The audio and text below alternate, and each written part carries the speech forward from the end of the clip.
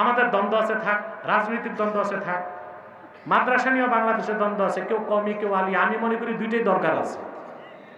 কমিওয়ালাদের খ্যাতমত অনেক ব্যাপক, তারা এলেমের মূল ধারাটা ধরে রাখছে, আলিয়াকেও বাদ দিতে পারবেন না। ওরা আবার মানুষ তৈরি করে করে রাষ্ট্র পরিচালনায় পাঠাচ্ছে। এই যে সমন্বয়ক দেখেন, অধিকাংশ সমন্বয়ক আলিয়া মাদ্রাসা ছাত্র।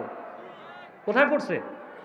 তাহলে আমাদের কওমিও দরকার, আলিয়াও দরকার। আমাদের আব্বাসী মঞ্জিলের মাদ্রাসা আলিয়া না তো, দর্শে নিজামি, একদম শুরু থেকে ইফতা, আলহামদুলিল্লাহ বলেন।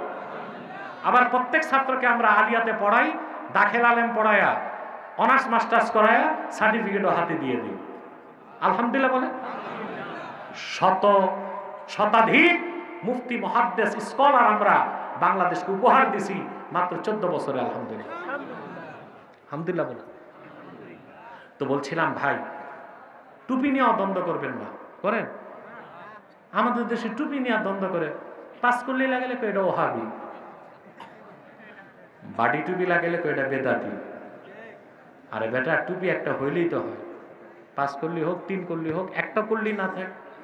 শুধু কাফের মুশরিকের সাদৃশ্য রাখে এইরকম টুপি পরা। টুপি নাই, একটা রুমালও যদি বেঁধে রাখেন টুপি সওয়াব পেয়ে যাবেন। আর আপনারা টুপি নিয়ে জুব্বা নিয়ে ঝগড়া করবেন, দেশ তো হারাইবেন। দেশ হারাইলে কল্লাই থাকবে না, তো টুপি বসাইবেন কই? তাহলে আমি তো প্রতি বছর সারা দেশের মানুষকে সাবধান করি, আর যখন এই জিয়ারত করতে আপনাদের নিয়ে দোয়া করতে আসি, তখন প্রতি বছর সাবধান করে দিয়ে কিছু কথা বলি না, যে আমরা 3টা ইস্যুতে এক হয়ে যাব। কটা ইস্যু? ইসলামের সুমহান স্বার্থ রক্ষায় আমরা এক থাকব, মুসলমানদের মৌলিক দাবিগুলো আদায়ে আমরা এক হয়ে যাব।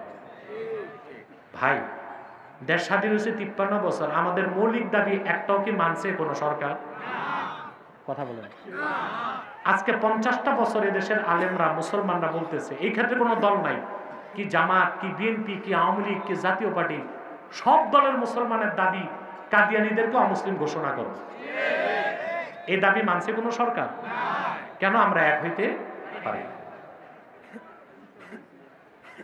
70-এর দশক থেকে বাংলাদেশের আলেমরা বলতেছে, ইসলামের বিরুদ্ধে কেউ যেন কথা বলতে না পারে, ব্লাসফেমি আইন চাই। আছে বাংলাদেশে ব্লাসফেমি আইন? কথা বলে না। আরে ভাই, রবীন্দ্রনাথের জাতীয় সঙ্গীত, সাতার জাতীয় সঙ্গীতের বিরুদ্ধে বললে মামলা আছে, কিন্তু কোরআন শরীফের বিরুদ্ধে বললে ওটার নাম দিছে কি? বাক স্বাধীনতা। আমরা বলি যে না, যে নাস্তিক সে তার মতো থাকুক। নাস্তিক মানে কোনো ধর্মের পক্ষেও থাকবে না, বিপক্ষেও তো থাকবে না, কিন্তু বাংলাদেশের নাস্তিকগুলো টার্গেট করে ইসলামকে। এজন্য আমরা বলি ব্লাসফেমি আইন লাগবে। এটা কোনো সরকার রাখছে? এক হইতে। তাহলে আমাদের 3টা বিষয় এক হইতে হবে। দ্বিতীয় বিষয় হচ্ছে মুসলমানদের মৌলিক দাবিগুলো আদায়ে এক হইতে হবে। 3 নাম্বার, বাংলাদেশের স্বাধীনতা রক্ষায় এক হইতে হবে। রাজি আছেন?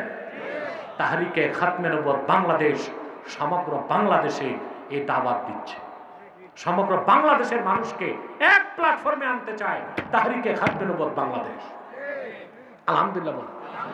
এই জন্য তাহরিকের স্লোগান, মাসলাক যার যার, দিন ইসলাম সবার। মনে থাকবে? আল্লাহ আমাদেরকে কবুল করুন, আল্লাহ আমাদেরকে মঞ্জুর করুন। বলুন আল্লাহুম্মা আমিন। আমরা এক হব না?